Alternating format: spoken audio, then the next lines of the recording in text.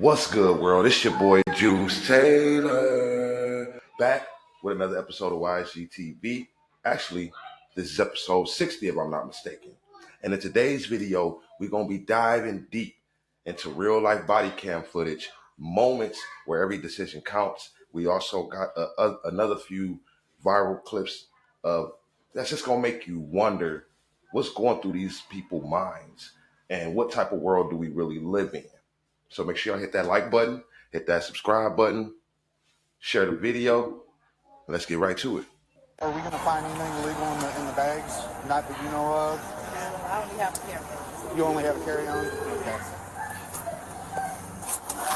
So my dog, he is trained on 6 odors of narcotics: cocaine, crack, heroin, ecstasy, meth, and marijuana. With this being a rental car, fairly new, I'm assuming there's no odor in the vehicle other than what you all brought into it.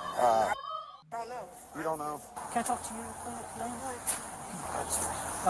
Who you guys coming from? They're coming from LA. One is from LA. I think she's from Ohio. We just going to Kentucky for one. How do you know them? That's my cousin, and that's the person that died. That's his girlfriend. That's what? Girlfriend, the person that died. Okay. You in relation to the girl up there? That's the girlfriend. Oh, yeah. Are you related to that person up That's there? my cousin. No. Okay. When's the funeral? Huh? When's the funeral? It's today. Oh, today? Okay. Hang tight for me right here. How do you know the other two? We're family. We're like really close friends. Okay. Who was it that passed away? Our cousin. We call him our cousin. Oh, okay. How do you know her up there? Cousin. When's the funeral? In 2 days. In 2 days? Okay. All right, so you got time, so we're not delaying it too long. I just don't want you guys to be late or anything. Weed, I smell it. I can smell it now. Here, grab that corner and pull. No.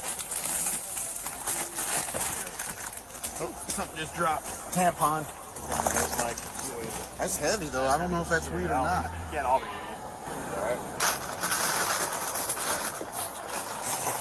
Damn! That's crystal. Yeah. Oh boy. That's a bunch of crystal. Damn! So that's why she said, let me talk to you. Hey, she was ready to drop a dime quick, wasn't she? As soon as the cop said license and registration, she was damn near like, it's Tasha's idea. Man, this is wild. I would have never thought they seem a little bit too calm. This should start answering questions the cop ain't even asked yet. Damn. So we're good on this bag. I got everything there.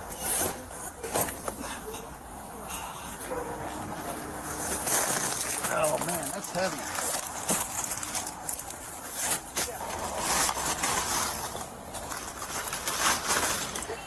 Got it. Damn. How much shit did they have? That one came out of that. You get a picture of that one came out of there.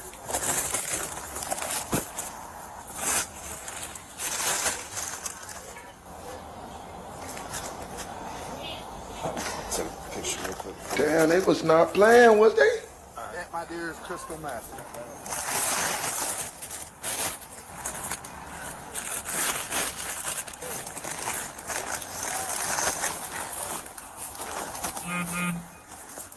I mean, they got to do this. They got to go through every little thing. Here's the deal, okay? I don't know if you see, but they're getting bundles of narcotics out of bags, okay? I talked to other people, and they claim the other bags aren't theirs, okay? Here's the thing. I understand sometimes people, they get into a money situation where, hey, they get down on luck or whatever, so they feel like they need to do something. That doesn't mean somebody's a bad person. I just wonder what your story is. My story is my father is in law enforcement. I grew up very in a sheltered community. So what happened today? Today, just with my cousins going to a funeral.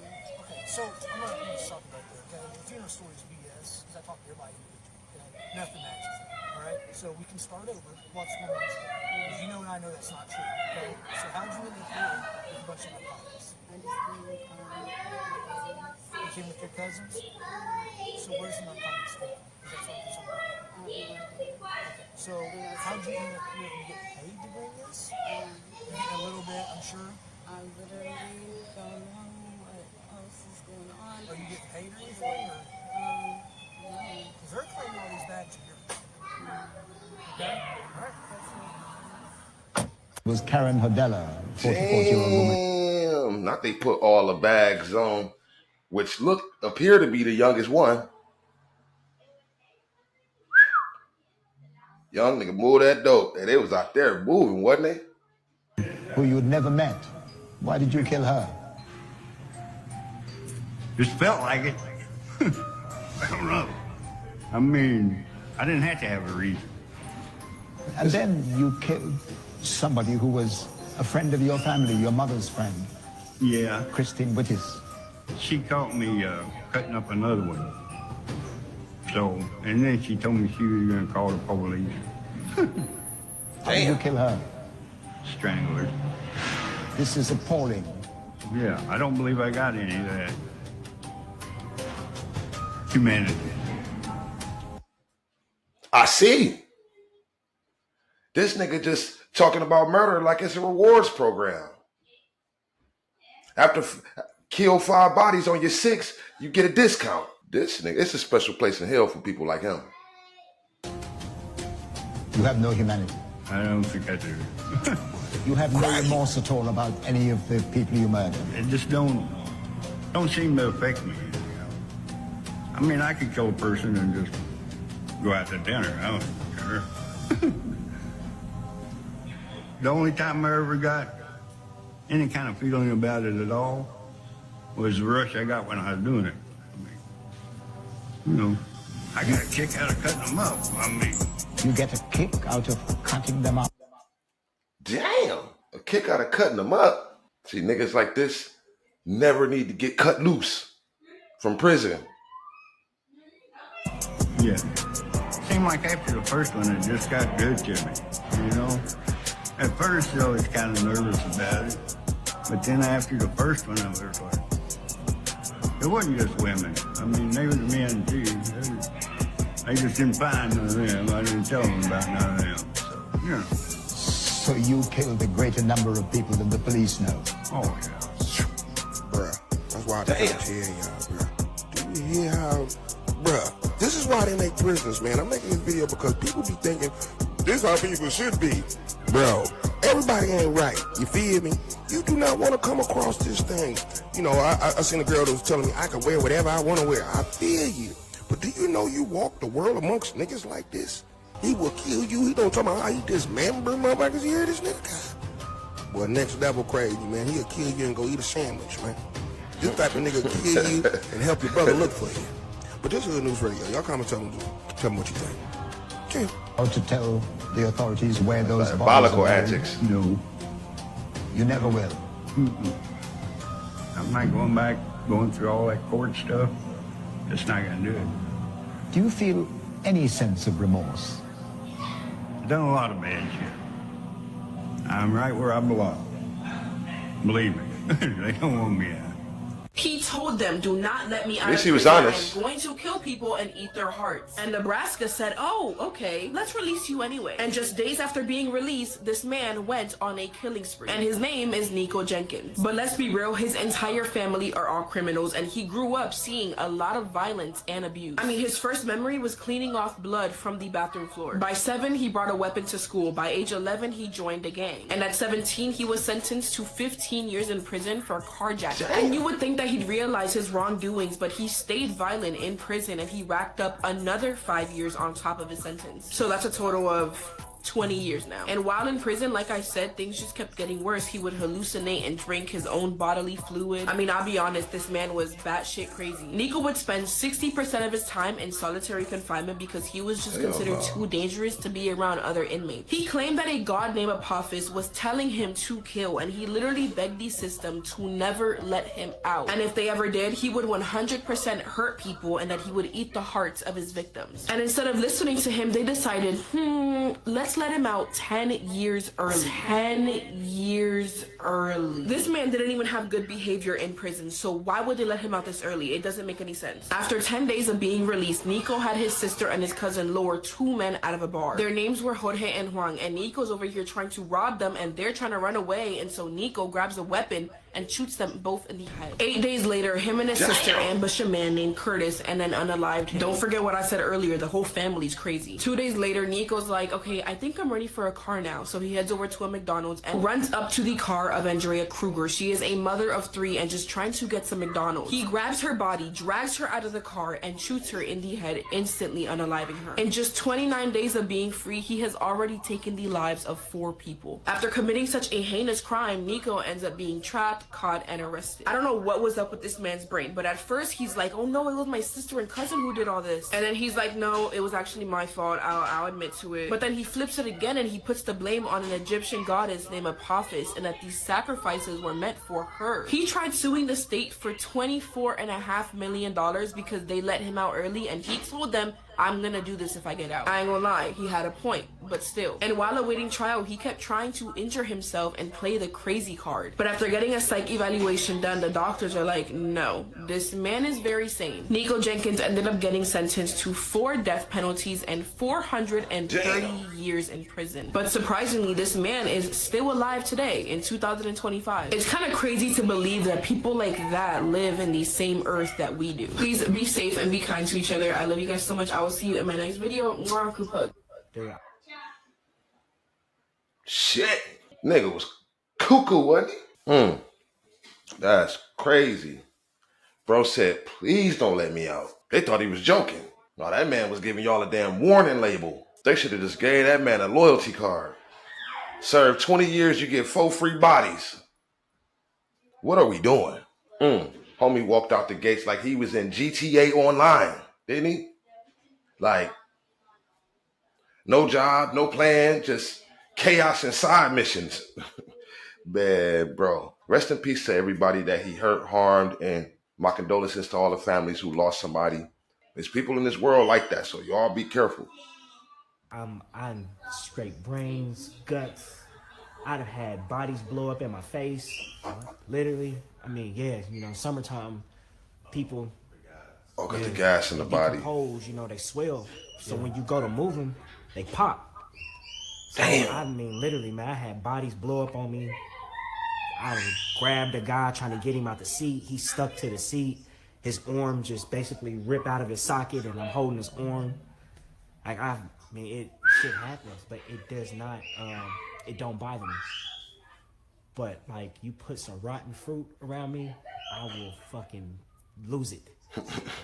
with maggots, scared of a mouse, and all of that, man.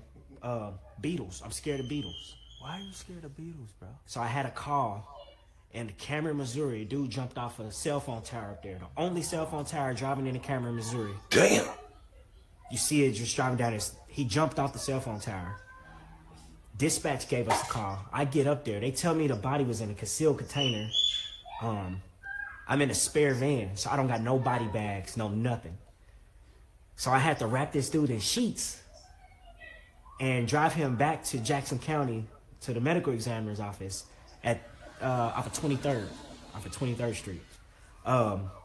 It took me 4 hours to drive from Cameron, Missouri to here. There was over 1,000 black beetles in the van that had crawled out of this dude's body. They were crawling up my legs while I was driving down the highway. I had to pull over at the gas station, trying to get some Clorox wipes to try to separate the van, thinking that the smell would, man, it was, they had to get rid of that van because it was just fucking bugs, they crawled out of this body.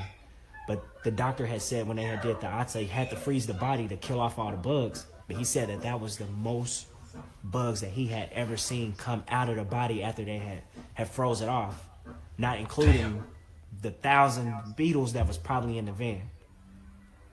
Same with flies, man. I look at a fly and I'm like, if it land on anything, I'm throwing it away. I ain't eating it. Because now I'm like, man, how many fucking bodies is this damn thing that landed on, man? I've been at a house where literally we showed up and the windows are pitch black and all the cops are standing outside and you can smell it. And I'm like, why is the windows pitch black? And they're like, those are flies.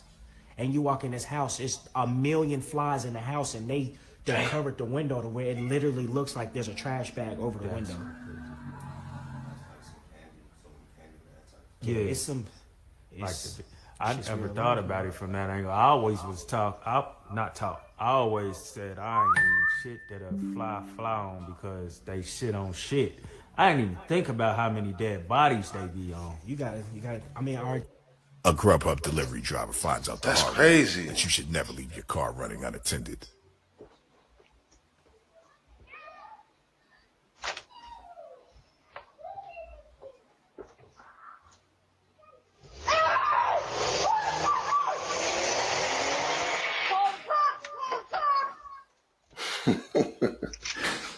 That nigga did not hear that. Do you know him? No. They stole her car. Who? The lady stole my car. Damn.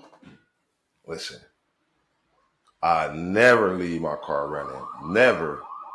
There's people that be waiting on stuff like that. Like, and dude just happened to be walking past. He like, what? She like, I'm calling the cops. Girl, he gone. I mean, I'll be the laugh about it because that's fucked up. She probably had her purse and important things in there.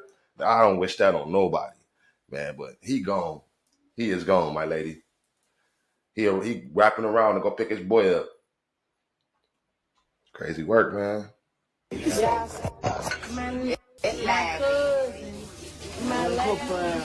we ain't going steady, man. Cause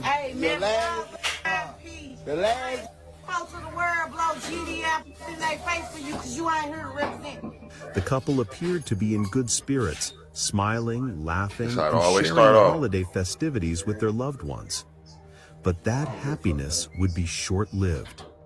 On the night of December 31st, Dominique went missing. She was expected at a New Year's Eve church service where she was even scheduled to sing. Her absence raised immediate concern. Her family and friends tried calling and texting her, but their messages were unanswered. And soon, Dominique's phone went straight to voicemail. This was unlike her. She was always in contact with her loved ones. The following day, Dominique's mother, Ella, grew increasingly anxious and eventually reached out to Vito. But his response was shocking.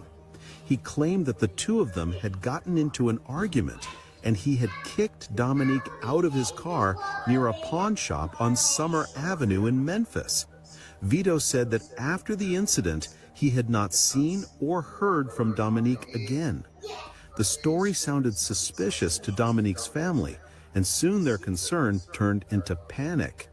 How could he not have followed up or tried to contact her? After all, Dominique had traveled all the way from Las Vegas. Yeah, that's supposed to be your fiance. You're supposed to be checking on her, making sure she good type shit. To spend the holidays with him crazy. as her fiance and also her family. I want my daughter. My daughter's dead in the house, and I know she's in there. And I want my daughter. I want my daughter dead or alive. I want my daughter. The family wasted no time filing a missing person report. Memphis police quickly launched an investigation, but the search for Dominique seemed to be growing more hopeless by the hour. Officers scoured the area around the pawn shop, reviewed security footage, and analyzed Dominique's phone records, social media activity, and bank transactions. However, despite their best efforts, there was no sign of Dominique. As Dominique's family continued their desperate search, they were met with both hope and heartbreak. The Memphis Police Department had ramped up their efforts, canvassing neighborhoods and contacting hospitals, checking in with local I'm almost done though. businesses, and even reviewing the area around the pawn shop where Vito had claimed he dropped her off. Yet, despite these efforts, no new leads emerged. This left the family and community frustrated, but they did not give up. They posted flyers, knocked on doors, and scoured social media for any clues about Dominique's whereabouts, desperate to find even... What's going on?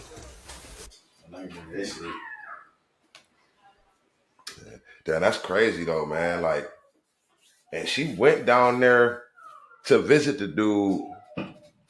You know what I'm saying? Like, that was her fiance. I guess they was getting married soon. This nigga end up bodying her. That's crazy, man. Hey, y'all gotta watch who y'all deal with, man. Hey, You might have to start doing background checks just to be with a motherfucker nowadays, man. Cause shit, she probably ain't expect that. And then it was all good just a week ago. They was laid up, hugged up, booed up.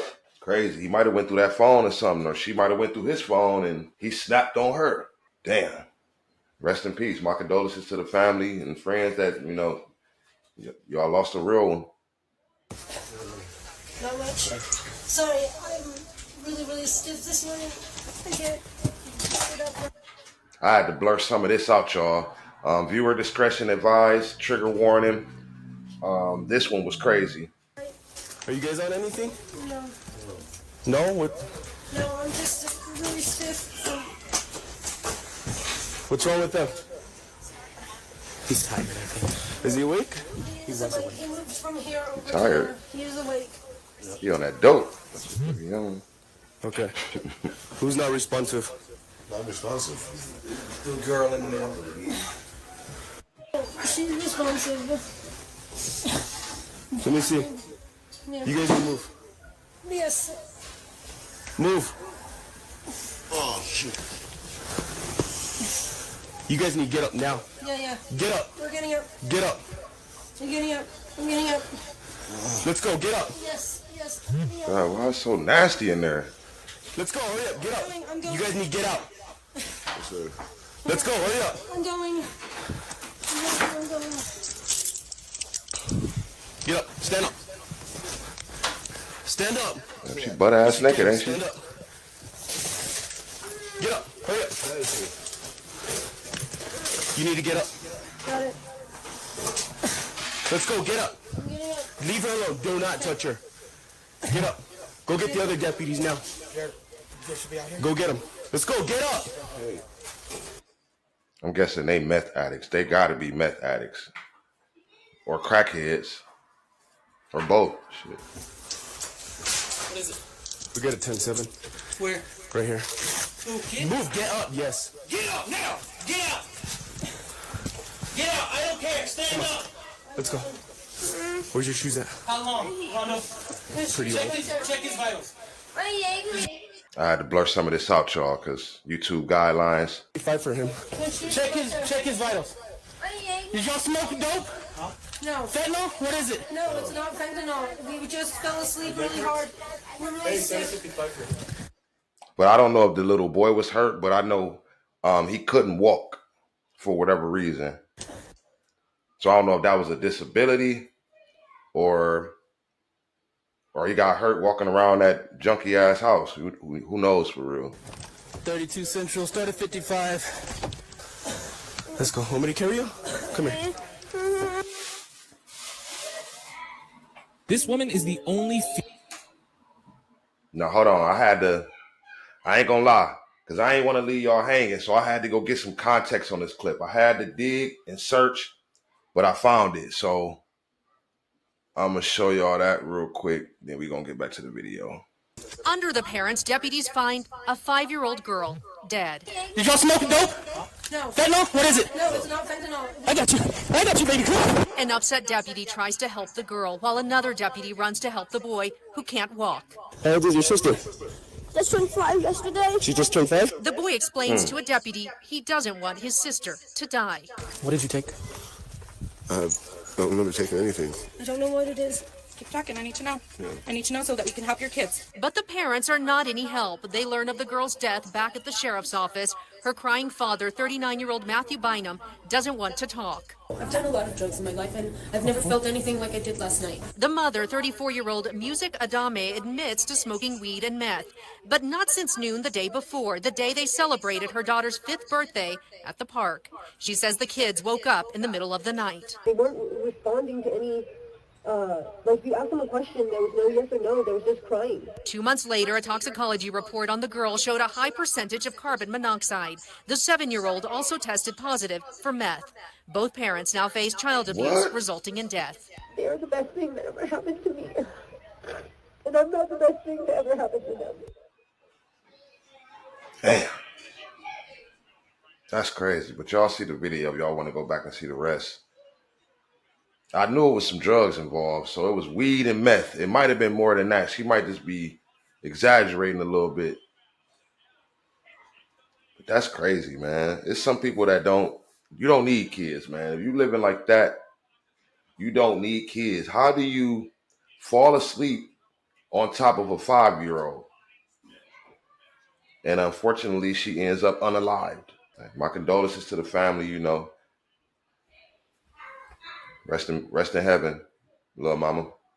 Female police officer to ever be sentenced to death in the history of America. And her story is absolutely insane. So this lady's name is Antoinette Frank, right? She grew up living primarily with her father. There were reports of SA, of physical abuse. There were even reports of people saying when she showed up places with her father, it looked like they were in a relationship. So it was reported that her father just vanished one day and that he just up and left and she had no idea where he went. She reported him missing. He was never seen again. In 1992, she had applied to be a cop with the New Orleans Police Department. She was originally denied because the psychologist determined that she had several mental disabilities, but somehow she got the job. So this is 1992. 1994, she meets this kid who is a gang member, right? So he ends up getting shot and she was the first responder to come and assist him. Legend has it that as soon as she laid eyes on this like 16-year-old boy, she fell in love with him. She paid for everything for him. She took him out all the time. There were reports of him driving her police cruiser around the city. So she worked part-time as a security guard at this restaurant called the Kim On. And she wasn't the only cop that did. A lot of cops did. One day, she just showed up with her sidekick and they decided that they were going to rob the place. Apparently things went wrong. She ended up shooting and killing 3 of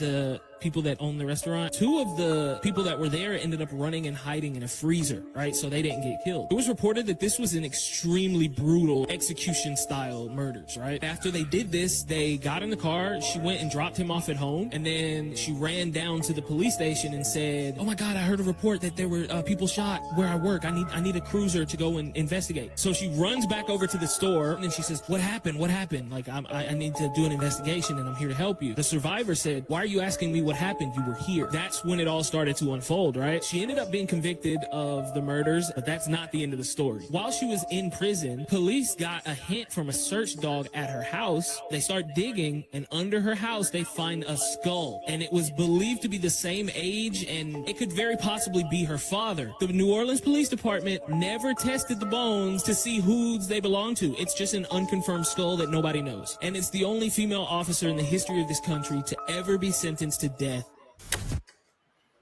Damn. She blew it all for the fucking T-Mew Deion Sanders. Damn. But she been crazy though, because it seemed like she murdered her pops too back in the day. You know what? Sometimes I feel like when people get away with a body, they liable to catch another one. Because they got away with it the first time. So maybe she thought she was above the law because she was a cop. That's crazy work. But this right here, trigger warning. This the last video, y'all. So it's part 1, part 2, and part 3, but they shorter clips. So I had to clip them together. But trigger warning, viewer discretion advised. This one was crazy, and I still haven't fully watched it, so I don't understand why this happened. So make sure y'all stay to the end. It's the last clip. Pay attention to the girl in the white shirt. This is 18-year-old Nia Wilson. She's getting off the train to transfer, like many other people in the crowded station. But watch again. This time, don't look at the girl. Instead, watch the man behind her in the white and gray hoodie. He follows her off the train, pulling his hood down and taking off his sunglasses. He looks around, as if to plan an escape route. Then, he reaches down, pulling something out of his pant leg. Look closer. The item he pulled out is a knife. He quickly covers it up with his sweatshirt, but he has it at the ready, and no one else in the busy train station has noticed. The girl he's following, Nia, is on her way home with 2 of her older sisters, Tashaya and Latifa. They just called their dad to let him know they should be back soon, and they wait for the train doors to open. But moments later, the man attacks. Taking advantage of the panic that follows, he blends in with the crowd. He runs down the stairs and exits the station, running through the gate before seeing police outside. Recorded on an officer's body cam, he pretends to be a witness to the attack, telling them someone was injured on the platform. He waves them up, and they run to the scene to help the girls, unknowingly letting their attacker get away. He escapes from the station without anyone chasing after him, and he runs to a nearby parking structure. Then, he changes into a different hoodie, putting the other in a backpack, and he takes off his shoes and sweatpants. Next, he runs out and over to a bus stop. When a bus pulls up, he fakes an injury so he can get a free ride. After getting off the bus and away from security cameras, he disappears. He believes he thought of everything to escape justice, but in this footage, police will find the crucial mistake he made during his getaway that will ultimately lead to his capture and avenge the sisters' attack. It's July 22nd, 2018. Around 9:45 p.m., the girl's dad gets a frantic call from his daughter, Tashaya. I couldn't understand what she was saying. All I could recognize her saying was Bart. I figured maybe they got into a little skirmish with somebody on Bart. Unsure of what he'll find, he rushes to the car right away and drives to the MacArthur BART station, or Bay Area Rapid Transit. All he knows is that his girls are in trouble, but what he sees there is worse than he could ever imagine. When I got there, I see a bunch of ambulance and police. I see them loading Latifah in the ambulance. I seen blood dripping down her arm, and I asked her what happened. She just said, go check on Nia. I turn around, I run up the stairs at Bart, and I see my daughter's body. It's the hardest thing I ever experienced in my life. Seeing my baby dead. It's impossible for Nia's dad to wrap his head around what he's seeing. In less than 3 minutes from when she was stabbed in the neck, Nia has died. Her dad also has the heartbreaking task of calling her mom, Alicia. When she hears what happened, Alicia is shattered. In disbelief, she leaves her home in Sacramento and heads for Oakland right away. It was like the longest, quietest, because you know I kept on waiting on them to call back and say she okay.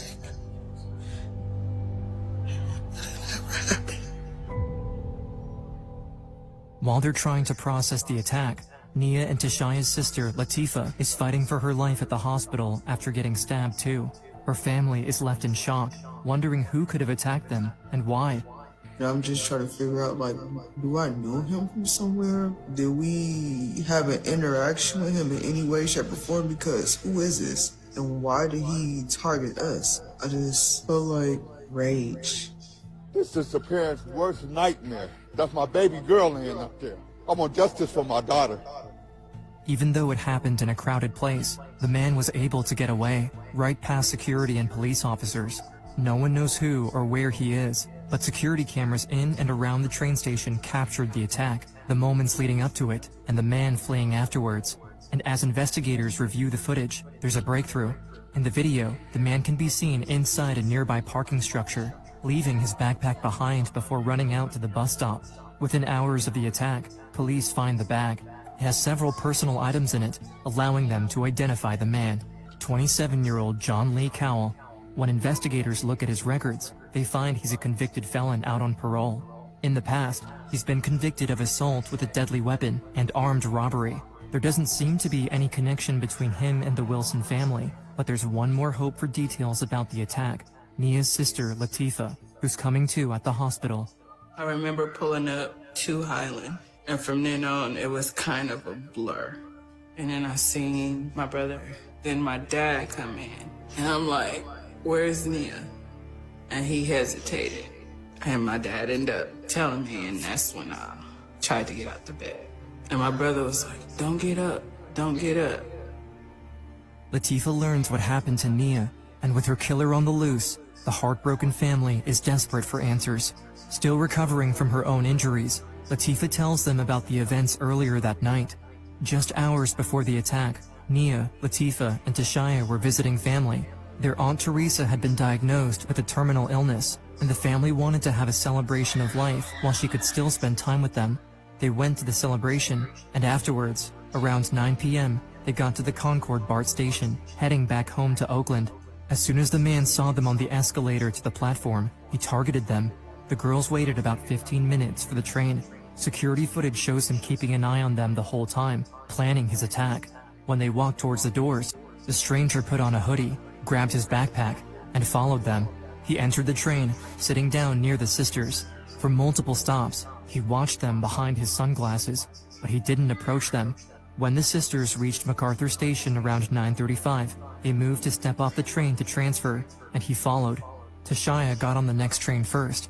Then, a woman with a baby in a stroller started to back out through the doors, and Latifah and Nia waited on the platform. She don't see us because she's backing up, but the baby like this at Nia. Nia, hey baby. And me and Nia proceeded to walk onto the BART train, but all you hear is, and Nia flung forward. And before I know, I could turn back to me, and that's when Nia screamed my name. I seen Nia, it was like she tripped. I was in shock. I didn't know what to do at that moment. But all of a sudden, Tashaya saw blood. Nia was stabbed twice in the neck, and Latifah, who was standing next to her on the platform, was stabbed too before the attacker fled.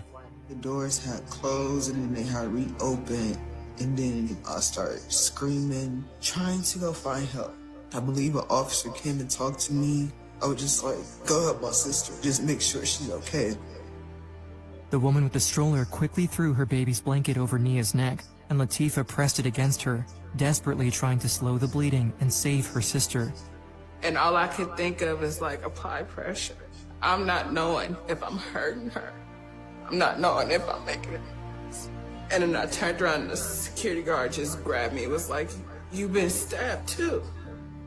The security guard pulled her away, but Latifah didn't care about her own injuries. All she could think about in that moment was her sister. I still feel that guilt of I couldn't save her. She just yelled my name. Tifa, Tifa, Tifa. And what did you say to her in those final moments as you were with her? I love her. And we're gonna get through this. And I said, I got you, baby, I got you. You're my baby sister. Latifah and Tashaya would do anything to catch the man who took their little sister away from them. Before her death, Nia had worried about the possibility that she or her loved ones might someday be attacked solely because of their race. She had told her family that if something like this ever happened to her, she wanted them to keep fighting to hold the attacker accountable. Now, facing Nia's fears coming true, her family refuses to let her killer get away with it. Nearly 12 hours after the attack, there's renewed hope of bringing the man to justice when police share his photo and information with the public. He is a violent felon who is currently on parole, and we currently have an active arrest warrant for his arrest for the murder of Nia. But when I tell you all my brothers, sisters, cousins, everybody was looking. A random attack like that though. Let me know what y'all think in the comments. Do y'all got any more context on that? Because I couldn't find any more context. I don't know why he did it. Because he stalked them for like at least like an hour. He was on the platform with him. He got on the train with him, and he watching them the whole time. Like, look, man, y'all gotta really be aware of y'all surroundings. Like, I'm not saying it's their fault. They just on their way home. Just make sure y'all be on y'all P's and Q's, man. Be well aware of who's around you, what you're doing. Like, you got to keep your head on the swivel, because you see it's people out here that's looking to do harm to people for no good reason. That's going to be the code word, Nia. That's going to be the code word, Nia, Nia. Rest in peace. My condolences to her family. I know they all hurting behind that because it was random. They was a good family. Like, none of them had no criminal backgrounds or nothing like that. So it don't seem to be motivated by something they did wrong. They didn't do nothing wrong. They just coming from spending time with their loved one. We reached the end of the video. Make sure I hit that like button, that subscribe button, share with more people that like the reactions I do. Drop the code word in the comments. Let me know what y'all think about the video in the comments. And I'll see y'all on the next one.